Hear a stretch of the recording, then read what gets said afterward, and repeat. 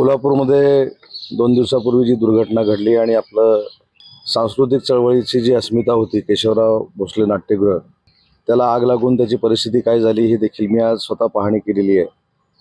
आणि मला असं वाटतं की सांस्कृतिक क्षेत्राची फार मोठी हानी आहे.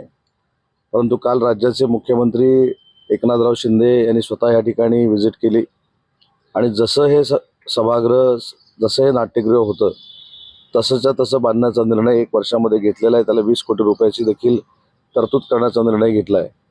मी त्यांचा सहकारी म्हणून नाही तर एक नाट्यक्षेत्रातला नाट्यप्रेमी म्हणून त्यांचे आभार मानतो. परंतु ठरलेल्या वेळेमध्ये जर हे काम आम्ही पूर्ण करू शकलो तर खऱ्या अर्थानं छत्रपती शाहू महाराजांनी जी काही सांस्कृतिक असेट महाराष्ट्राला दिली होती ती पुन्हा एकदा आम्ही पूर्ववत करू शकू याची खात्री मला आहे.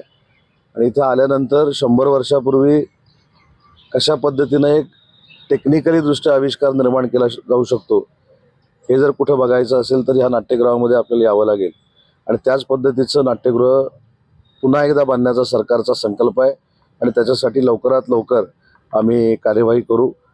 आता ही आग कशामुळे लागली ह्याच्यामध्ये 2 गोष्टी असं दिसत आहेत की ही कदाचित नैसर्गिकरित्या देखील लागलेली आग असेल आणि कदाचित चौकशी अंती ह्याच्यातनं वेगळं देखील काहीतरी निष्पन्न होऊ शकेल. त्या चौकशीचे आदेश देखील मुख्यमंत्री महोदयांनी दिलेले आहेत.